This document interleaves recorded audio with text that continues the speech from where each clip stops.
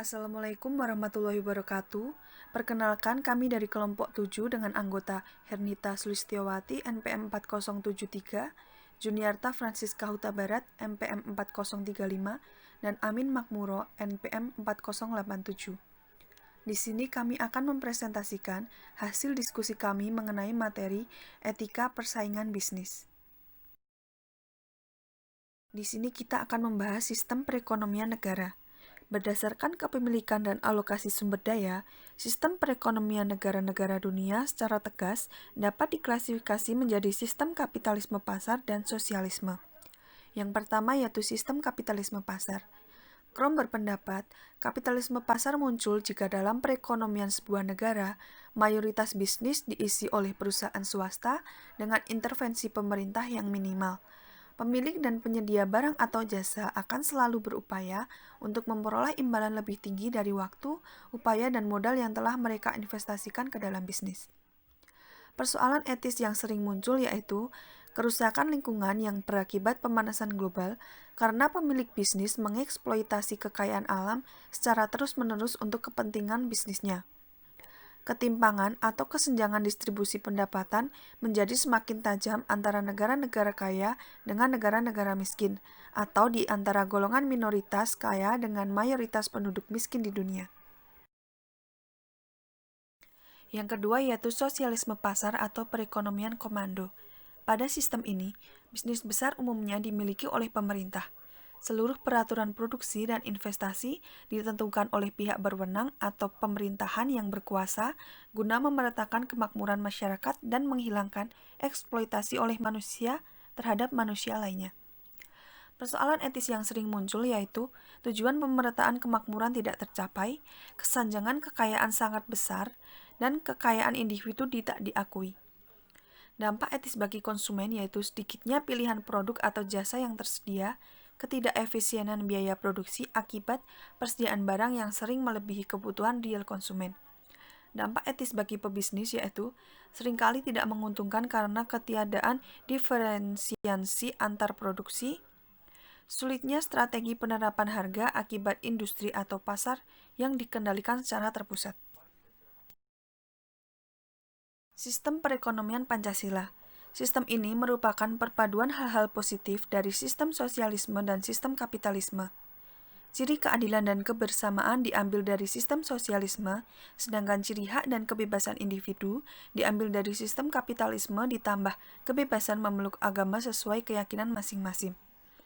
Sistem perekonomian Pancasila memiliki ciri-ciri sebagai berikut. 1. Adanya pembentukan dan pengembangan koperasi. 2. Berkomitmen kepada pemerataan. 3. Memiliki kebijakan ekonomi yang bertujuan untuk meningkatkan kesejahteraan rakyat Indonesia. 4. Perencanaan dilakukan secara terpusat. Dan 5. Pelaksanaan kebijakan dilakukan secara desentralisasi. Selanjutnya, globalisasi bisnis. Globalisasi adalah laju peningkatan pergerakan barang dan jasa maupun modal melintas batas antar negara. Faktor pendorong meningkatnya transaksi lintas negara antara lain 1. Kemajuan dan ekspansi teknologi ke dalam sendi-sendi kehidupan sehari-hari telah menjadikan kehidupan saat ini menjadi dinamis dan menyenangkan. Yang kedua, perbaikan sistem transportasi telah berhasil menurunkan biaya transportasi dengan kecepatan perpindahan lebih tinggi. Yang ketiga, pertumbuhan perusahaan multinasional. Yang keempat, perubahan situasi politik, ekonomi, dan sosial di banyak negara telah membuka pasar baru bagi perdagangan internasional. Yang selanjutnya, prinsip-prinsip etika pasar bebas. Pasar bebas adalah sistem ekonomi yang memberi kesempatan berusaha yang sama, bebas, dan adil kepada semua pelaku ekonomi melalui mekanisme pasar dengan campur tangan atau intervensi minimal dari pemerintah. Prinsip-prinsip etika pasar bebas. Yang pertama, prinsip otonomi. Mengacu pada kemampuan untuk mengambil keputusan dan bertindak berdasarkan kesadaran tentang hal-hal yang baik untuk dilakukan dan bertanggung jawab secara moral atas keputusan yang diambil.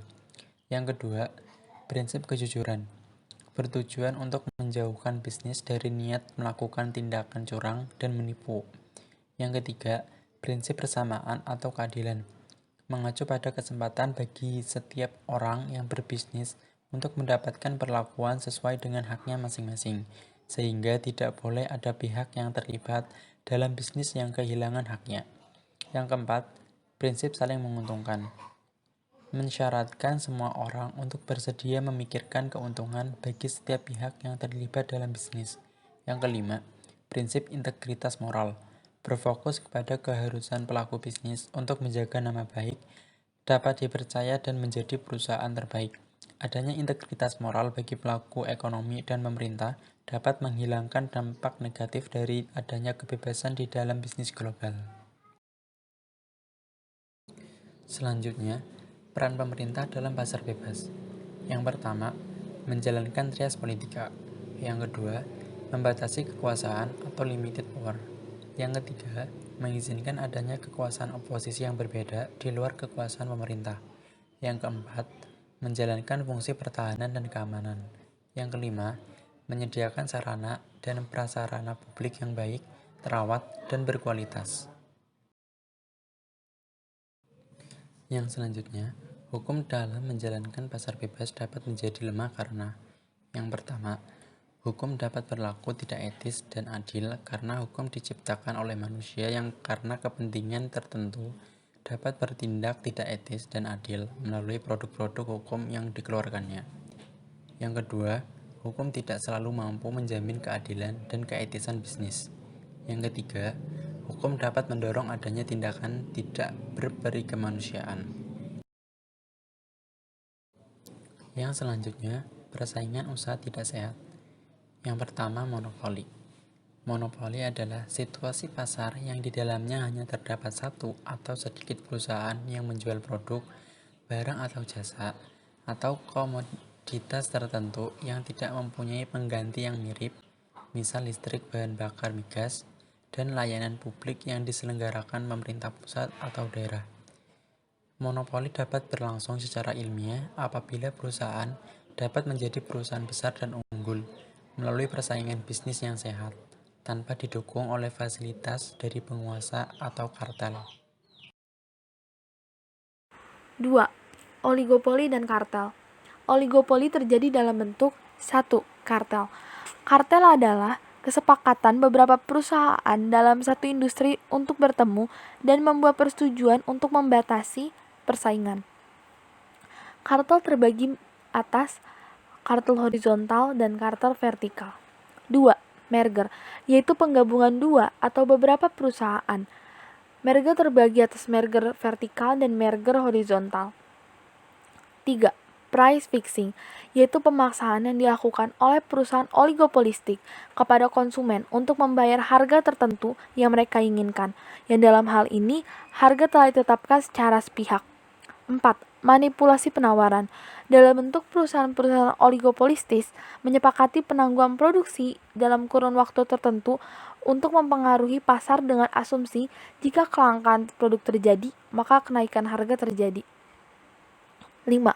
Price leadership, yaitu kesepakatan tersembunyi antar perusahaan dalam satu industri untuk menaikkan atau sebaliknya menurunkan harga produk mengikuti langkah yang diambil oleh salah satu perusahaan. Perlindungan hak atas kekayaan intelektual. Pada prinsipnya, hak atas kekayaan intelektual terdiri atas dua kategori, yaitu hak kekayaan industri dan hak cipta. Hak kekayaan industri mencakup 1. Paten. Paten merupakan hak eksklusif yang diberikan negara kepada penemu atau inventor atas hasil temuannya dalam bidang teknologi yang dalam kurun waktu tertentu penemu tersebut melaksanakan sendiri proses penemuannya kepada pihak lain. 2. Merek. Merek adalah suatu tanda berupa gambar, nama, kata, huruf, susunan warna, atau kombinasi dari berbagai unsur tersebut yang mampu membedakan ciri sebuah produk atau jasa dari produk atau jasa lain dan digunakan dalam segala transaksi. 3. Desain produk adalah sebuah kreasi bentuk, konfigurasi, komposisi garis atau warna. Hak cipta. Hak cipta merupakan hak eksklusif yang dimiliki pencipta atau penerima hak untuk mengumumkan atau memperbanyak ciptaannya, atau memberikan izin kepada pihak lain untuk memproduksinya. Di Indonesia sendiri, perlindungan terhadap haki diwujudkan melalui penerbitan UU Nomor 12 Tahun 2002 tentang hak cipta dan telah diperbarui pada UU Nomor 28 tentang hak cipta yang disahkan DPR RI pada tanggal 15 September 2014. Di tingkat ASEAN, kesepakatan atas perlindungan hak cipta dituangkan dalam ASEAN Intellectual Property Right Action Plan 2014-2010 dan The Work Plan for ASEAN Cooperation on Copyrights. Melalui UU Hak Cipta tahun 2014, perlindungan terhadap pengarang lagu atau penulis buku dapat diperpanjang seumur hidup ditambah dengan 70 tahun setelah pembuatnya meninggal dunia. Sedangkan hukuman bagi pembajak ditingkatkan menjadi maksimal 10 tahun penjara dan atau denda pidana maksimum 4 miliar rupiah. Demikian presentasi dari kelompok kami. Jika ada kekurangan dalam penyampaian atau kesalahan dalam pengucapan, kami mohon maaf. Sekian, wassalamualaikum warahmatullahi wabarakatuh. Terima kasih.